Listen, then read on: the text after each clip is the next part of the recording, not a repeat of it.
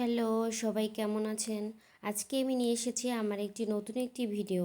আমি এখন বানাবো পিৎজা। ঘরোয়াভাবে কিভাবে পিৎজা বানানো যায় আপনাদের আমি সেটাই দেখাবো। ময়দার সাথে 2 চামচ চিনি, 2 চামচ ইস্ট, হালকা একটু পানি, 2 চামচ সয়াবিন তেল।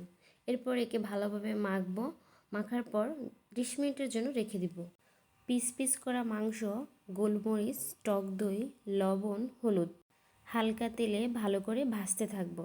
30 মিনিট পর এই ময়দার এই খামিটাকে রুটির মতো বেলে হালকা একটু তেল মাখানো একটা প্লেটের উপরে রাখবো। এরপর আমি চারদিক ঘুরিয়ে ঘুরিয়ে আমি সস লাগিয়ে দিব। যারা ঘরোয়াভাবে খেতে চান তারা আমার এই রেসিপিটা ফলো করতে পারেন। আমরা সবাই বাইরের পিৎজা খেতেই পছন্দ করি।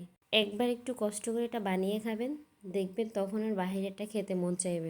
সস লাগানোর আগে আমি এটার উপর একটু কাঁটা চামচ দিয়ে খাঁজ খাঁজ করে নিয়েছিলাম।